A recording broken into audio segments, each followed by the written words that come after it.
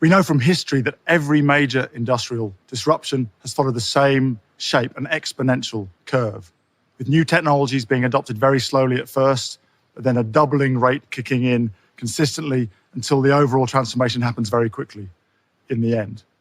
It's a movie we've seen many times before, whether from horses to cars, from valves to transistors, or landlines to mobile phones. And we understand how it works.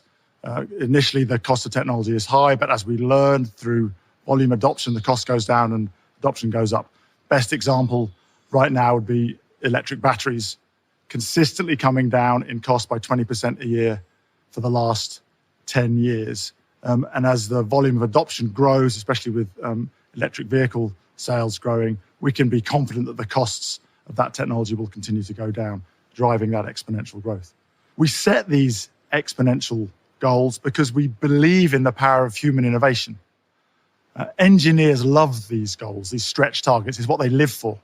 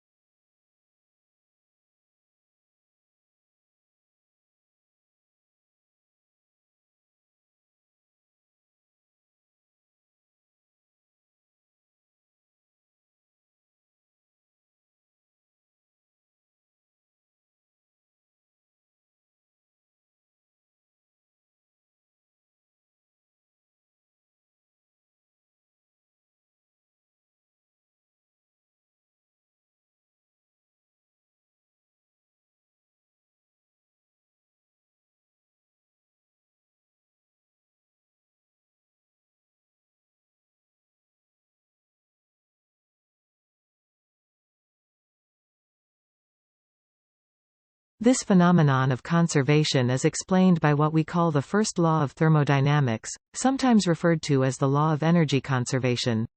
The law states, energy cannot be created or destroyed. Energy can be described as the ability to do work, where work is the movement of matter when a force is applied to it. A closed system is a system in which no matter or energy is allowed to enter or leave.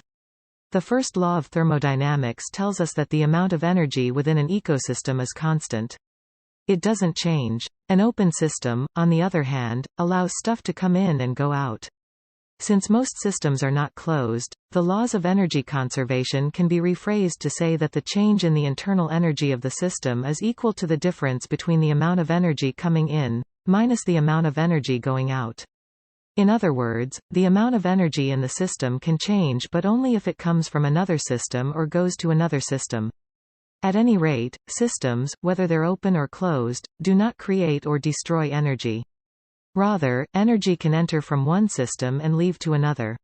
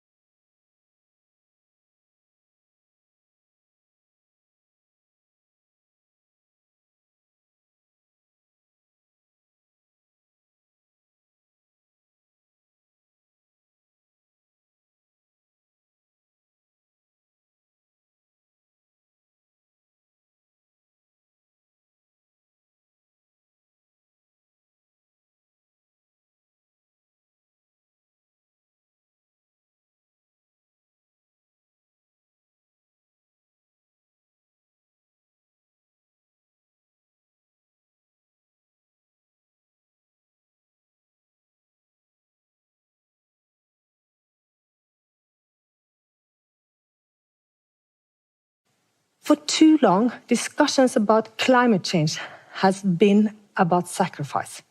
I am here to tell you that climate solutions actually makes better city and a better quality of life for everyone. This is only the first of 5 lessons we have learned on our journey to become an emission-free city. And I think this lesson can be applied almost anywhere. So I like to share them. So, lesson number 1, confronting climate change is about creating better cities and better quality of life for everyone, including those kids in the kindergarten that don't have to share their days with noisy excavators. The second lesson is about being ambitious. In 2015, the City Council set a target of reducing greenhouse gas emissions by 95% by 2030, without purchasing any carbon offsets, so aiming for real reductions. Commitment to this goal changed our mindset. If we were going to reach this target, every department had to get active, figure out measures, and finding out how to implement them. So second lesson, be ambitious. A target measured in years, not decades, provides no excuse for inaction.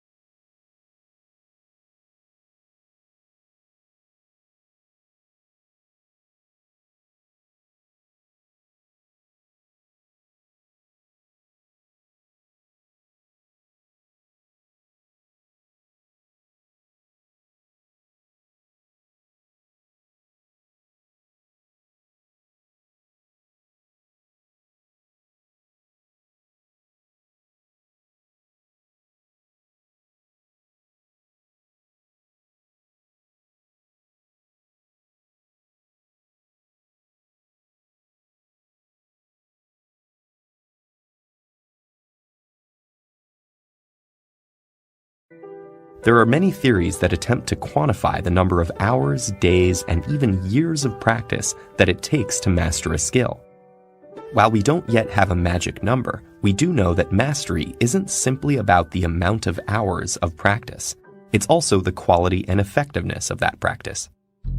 Effective practice is consistent, intensely focused, and targets content or weaknesses that lie at the edge of one's current abilities. So if effective practice is the key, how can we get the most out of our practice time? Try these tips. Focus on the task at hand.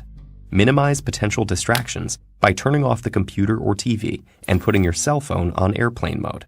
In one study, researchers observed 260 students studying. On average, those students were able to stay on task for only 6 minutes at a time. Laptops, smartphones, and particularly Facebook were the root of most distractions. Start out slowly or in slow motion. Coordination is built with repetitions, whether correct or incorrect. If you gradually increase the speed of the quality repetitions, you have a better chance of doing them correctly. Next, frequent repetitions with allotted breaks are common practice habits of elite performers. Studies have shown that many top athletes, musicians, and dancers spend 50 to 60 hours per week on activities related to their craft. Many divide their time used for effective practice into multiple daily practice sessions of limited duration. And finally, practice in your brain in vivid detail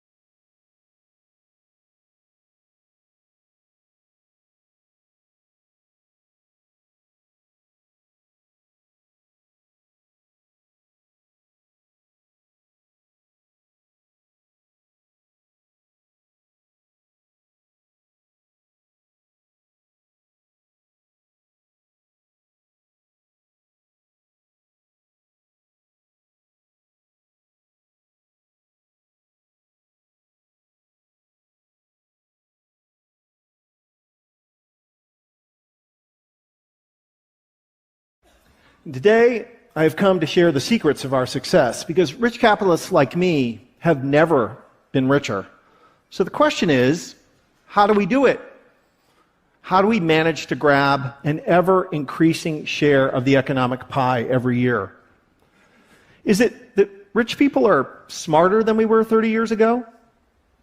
Is it that we're working harder than we once did? Are we taller? Better looking? Sadly, no. It all comes down to just one thing: economics. Because here's the dirty secret. There was a time in which the economics profession worked in the public interest for everyone, but in the neoliberal era, today, they work only for big corporations and billionaires. And that is creating a little bit of a problem. We could choose to enact economic policies that raise taxes on the rich, regulate powerful corporations, or raise wages for workers. We have done it before. But neoliberal economists would warn that all of these policies would be a terrible mistake, because raising taxes always kills economic growth. And any form of government regulation is inefficient, and raising wages always kills jobs.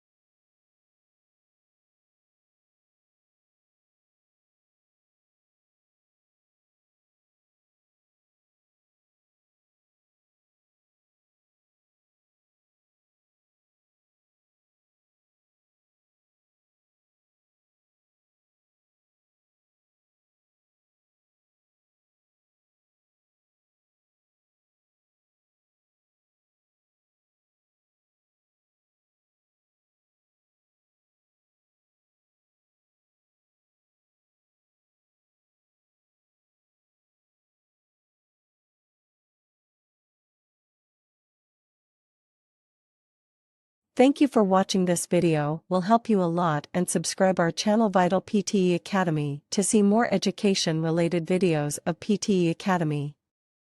I will meet you in next video.